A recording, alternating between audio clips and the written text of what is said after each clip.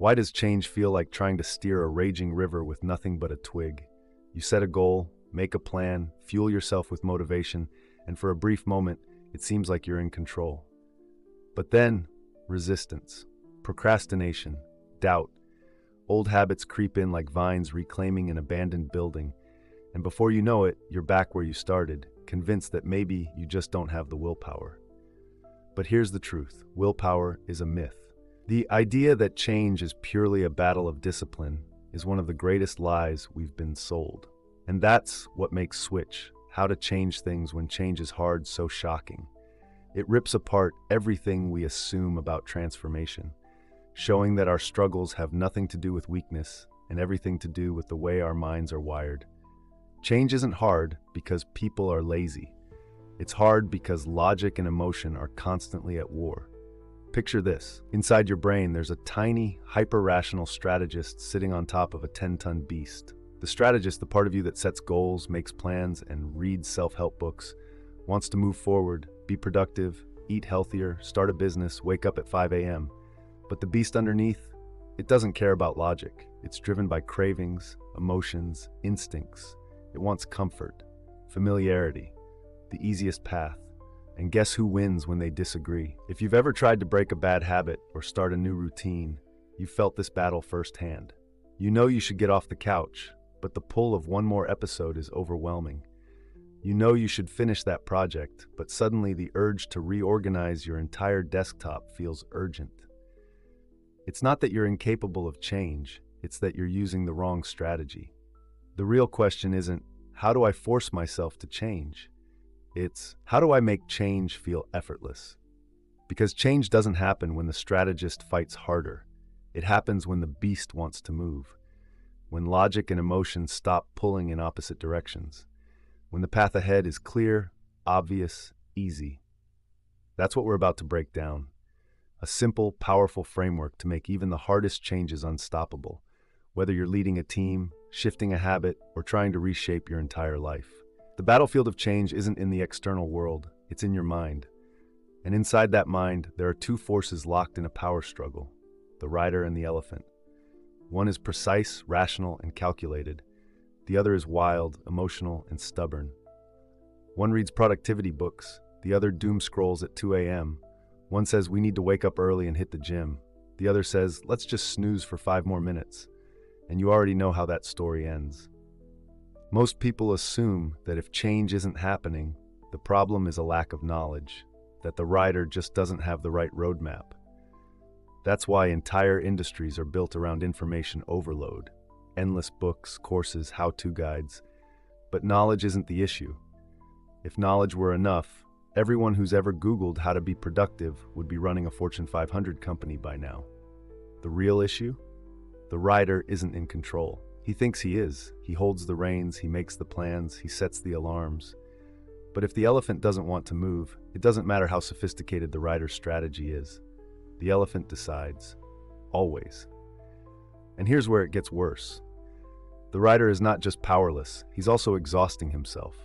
He overanalyzes, second guesses, gets lost in endless decision-making. Should I start this diet or that one? Should I work on my side hustle or refine my morning routine? Should I meditate for 10 minutes or 20? Meanwhile, the elephant, overwhelmed by all the indecision, just does nothing. This is why change fails. Not because people don't want it, but because their minds are split in two, with no clear way forward. The rider is paralyzed by options. The elephant is unmotivated to move. And the world around them? Full of friction that makes staying the same easier than moving forward. But here's where things get interesting. Change isn't about forcing the elephant. It's about aligning the two forces, giving the rider just enough clarity to move forward without overthinking, motivating the elephant so it actually wants to move, and reshaping the environment so the path ahead feels obvious. Most people fight their own psychology, but the real secret to change, learning to work with it. The rider loves control. It thrives on logic, plans, and strategies. Give it a problem, and it'll dissect it from every possible angle, mapping out contingencies, weighing pros and cons, analyzing risks, and before you know it, doing absolutely nothing. Paralysis by analysis. You've felt this before. You decide to get in shape. You start researching the best workout routines, reading fitness blogs, watching YouTube breakdowns of high-intensity interval training versus strength training versus some new experimental regimen that promises insane results in 30 days. A week goes by, then 2. You haven't done a single push-up. The rider's obsession with finding the perfect plan is exactly what stops it from taking action. It's like a GPS that endlessly recalculates the best route but never actually starts the trip. So how do you fix this? You direct the rider not by giving it more information, but by stripping away complexity. You don't need a perfect plan, you need a clear, simple first move. Step 1, find the bright spots. The rider naturally fixates on problems. What's broken? What's wrong? What do I need to fix? But the real secret to change isn't obsessing over failures. It's identifying what's already working and amplifying it. Take malnutrition in Vietnam. Researchers were sent in to solve a national health crisis. But instead of analyzing why kids were starving, they looked for families whose kids were healthy, despite living in the same conditions. They found that these families were feeding their children differently. Smaller, more frequent meals with added nutrients. Instead of trying to fix the problem at a national level, they scaled what was already working. Malnutrition rates plummeted. What does this mean for you? Instead of searching for a brand new system, find what's already working in your life and expand it. If you struggle with productivity but find that you're hyper-focused for the first 20 minutes of the day, don't redesign your entire schedule. Build on those 20 minutes. If you want to get healthier but always drink water in the morning, start by linking a new habit, like stretching or a quick walk, to that routine. Change doesn't start with fixing what's broken, it starts with expanding what's already working. Step 2, script the critical moves. The rider loves complexity. Give it a vague goal and it will drown in possibilities. I want to eat healthier. Okay, should I go vegan, paleo, Mediterranean, low carb? Should I do meal prep, track calories, intermittent fasting? This is why most people never get started. The goal is too big, too vague, too open-ended. The solution? Script the critical moves. Remove all the noise and give the rider a clear binary choice. Not eat healthier, but eat eggs for breakfast instead of cereal. Not work out more, but do 20 push-ups before getting in the shower. When researchers studied organ donation rates across countries, they found something staggering. In some places, over 90% of people were registered donors. In others, less than 15% were. The difference? In high donor countries, organ donation was the default. You had to opt out, not opt in. No complex decisions, no rider paralysis, just the easiest path forward. If you want change, don't leave it to chance. Script the first move so clearly that taking action feels automatic. Step 3, point to the destination. People don't follow vague ambitions. They follow crystal clear destinations that evoke emotion. Imagine 2 companies. One says, our goal is to optimize user engagement to drive revenue growth. The other says, we're creating the world's most addictive social platform. Which one paints a clearer picture? When NASA set out to build its space program, it didn't rally people behind advancing aerospace technologies. It gave them a singular, emotionally charged vision. Put a man on the moon. The same principle applies on a personal level. If your goal is vague, you'll never get there. Saying, I want to be healthier is meaningless. Saying, I will run a 5K in 3 months gives the rider a destination. The trick isn't just setting a goal. It's making sure it's so vivid, so emotionally charged, so clear that your elephant actually wants to go there. Directing the rider is about removing friction. Find what's already working. Don't reinvent the wheel. Script the first move. Don't drown in options. Paint a crystal clear destination. Don't settle for vague goals. The rider is brilliant but fragile. It doesn't need more willpower. It needs a straight path forward. The rider might think it's in control, but the elephant is the one that actually moves. And when the elephant doesn't want to move, nothing happens. You know this feeling. You make a logical plan, wake up at 5 a.m., hit the gym, eat clean, crush your workday, and for a day or two, it works. But then, one morning, the alarm goes off, and the elephant says, nope.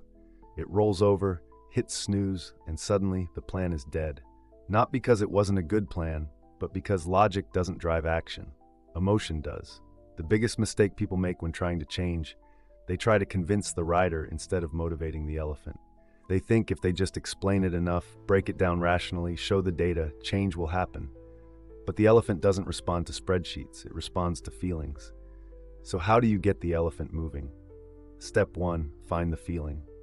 Information doesn't change behavior. Emotion does. Imagine 2 charity campaigns. One presents hard data. 22 million people worldwide are suffering from hunger.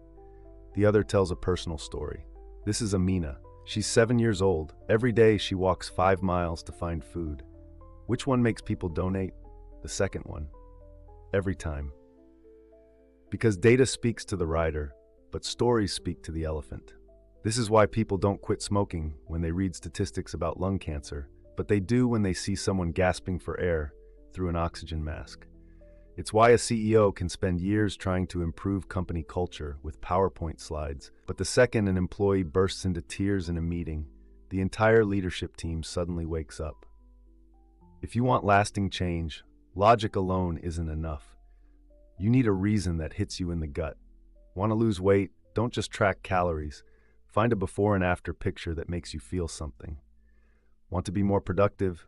Imagine the life you'll regret not having if you don't take action. Change happens when the elephant feels something so strongly that staying the same is no longer an option. Step 2, shrink the change. The elephant is easily overwhelmed. Give it a massive, daunting goal, and it shuts down. This is why most resolutions fail.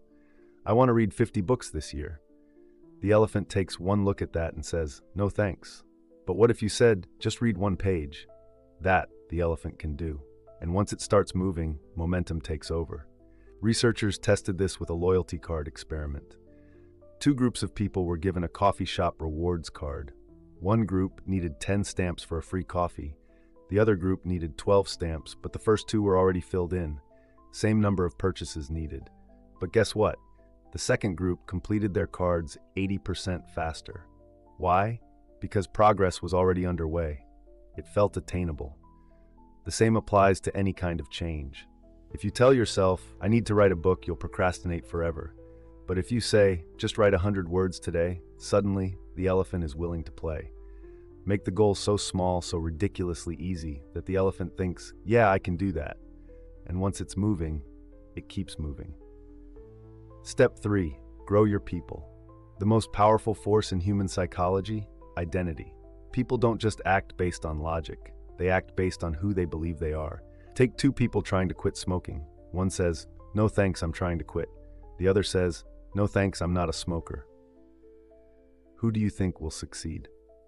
The second one, because they're not just changing behavior, they've changed their identity. This is why certain movements, brands, and organizations have fanatical loyalty. It's not just that people love Apple, CrossFit, or Tesla. They see themselves as Apple users, CrossFit athletes, Tesla drivers. Their behavior isn't a choice, it's who they are.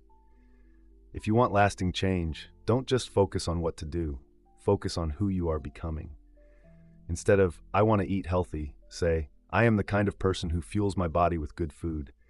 Instead of, I want to be productive, say, I am someone who gets things done. Instead of, I should write more, say, I am a writer. When the elephant believes in the identity, the actions follow automatically. Motivating the elephant is about making change feel natural. Find the feeling, data won't move you, emotion will. Shrink the change, make it so easy that action is inevitable. Grow your people.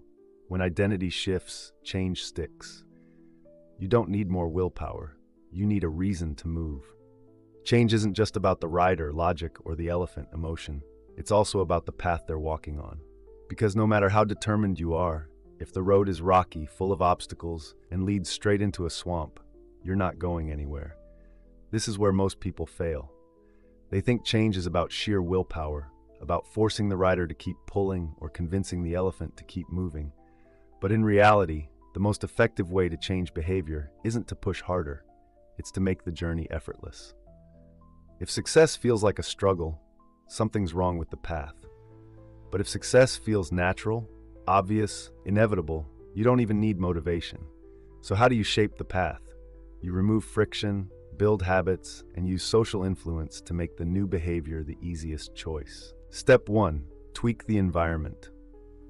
If you've ever tried to eat healthier while keeping junk food in the house, you already know your environment shapes your behavior. The simplest way to change behavior? Change what's around you. In one experiment, researchers found that people drank significantly more water when it was placed at the front of the cafeteria instead of soda. No one made a conscious decision to drink healthier. They just grabbed what was easiest. This applies everywhere. Want to work out more? Lay out your gym clothes the night before. Want to check your phone less? Charge it in another room. Want to read more? Put a book on your pillow.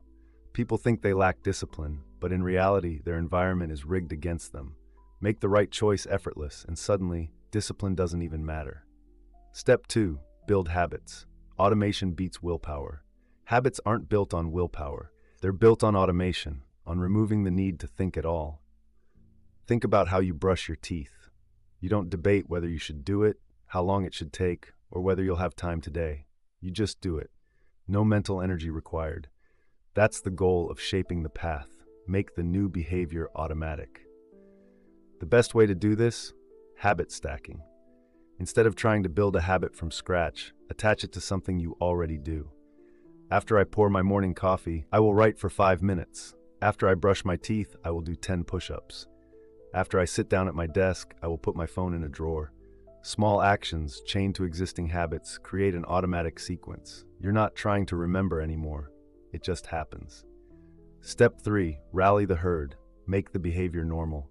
Humans are wired to follow the crowd. If you want change to stick, make it feel like the norm, not the exception. In one study, researchers tried different messages to get hotel guests to reuse their towels.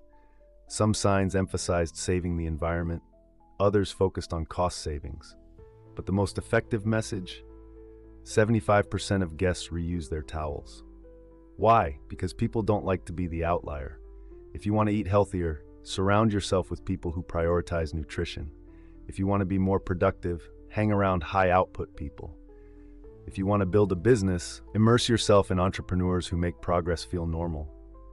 People like to believe they're independent thinkers. They're not. Behavior is contagious. Shape the path so that the new behavior feels expected, obvious, and completely natural. Shaping the path is about making success inevitable. Tweak the environment. Make the right choice easy and the wrong choice hard. Build habits. Attach new behaviors to existing ones so they happen automatically. Rally the herd. Surround yourself with people who reinforce the change. If the rider has direction and the elephant is motivated, but the path is full of resistance, change will always feel like an uphill battle. But when the path is clear, frictionless, and designed for success, change happens effortlessly. Theory is nice, but real change happens in the messy, unpredictable world of human behavior. And when you start looking at some of the biggest transformations, whether in business, society, or personal success, you'll see the rider, the elephant, and the path in action every time. Case Study 1. How a small town erased child obesity by changing the path. For years, health experts fought childhood obesity with education campaigns, teaching kids about nutrition, calorie intake, and exercise. It made perfect sense. If kids understood the risks, they'd make better choices, right? Wrong. Obesity rates didn't budge. Then, a small town in California tried something radical. They stopped trying to educate the rider and instead reshaped the path. They didn't ban junk food or force kids into workouts. They changed the cafeteria layout. They put fruits and vegetables at eye level, moved sugary drinks to harder to reach spots, and made water the default drink in meal combos. What happened? Childhood obesity rates dropped 30% in just a few years. Same kids, same schools, no motivational speeches, just a different environment that made healthy choices effortless.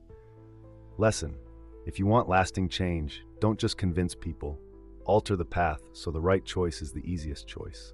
Case Study 2. How Brazil's highway deaths plummeted by shrinking the change.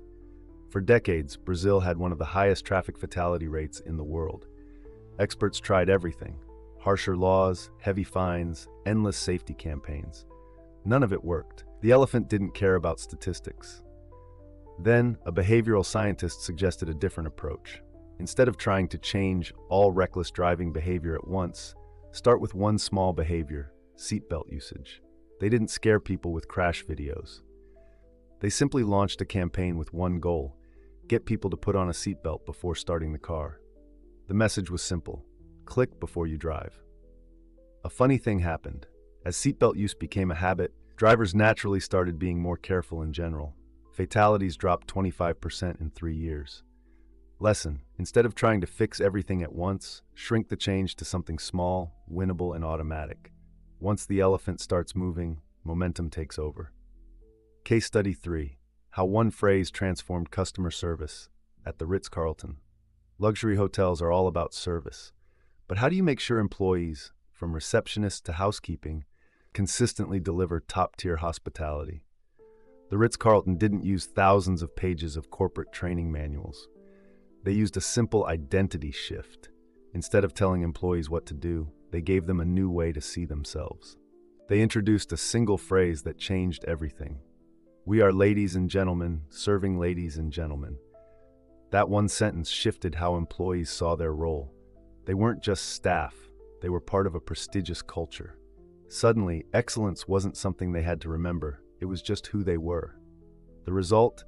Ritz-Carlton became a global gold standard in hospitality. Lesson: behavior follows identity. If you want people to act differently, help them see themselves differently. Case Study 4. How a massive hospital cut errors with one simple habit. Hospitals deal with life or death situations every single day, and one of their biggest problems? Preventable medical errors. Doctors and nurses knew the risks, they had all the information. The rider was fully on board, but the elephant? It didn't care about logic, it was operating on habit, stress, and reflex. So how did they fix it? They implemented a single, tiny, mandatory habit. Every team had to take one 30-second pause before a procedure to go through a checklist, like pilots do before takeoff. That's it. The results? Post-surgical complications dropped by 35%. Death rates dropped by 47%. Not because doctors suddenly became smarter, but because the hospital shaped the path so that the right behavior happened by default. Lesson: the most powerful changes aren't about effort, they're about automating better choices. What these stories prove: every one of these success stories followed the same psychological blueprint. The rider was given clarity, a single rule, a simple shift, no complex choices. The elephant was motivated, emotional connection, identity shift, tiny wins. The path was shaped for success: habits, automation, and social proof. If a town can fight obesity without nagging kids, if a country can cut deaths with one habit, if a luxury hotel can define world-class service with a sentence, what could you do if you stopped fighting yourself and worked with your psychology instead? Change isn't about pushing harder, it's about removing resistance. When the rider, the elephant, and the path align, change stops feeling like a struggle. It feels inevitable.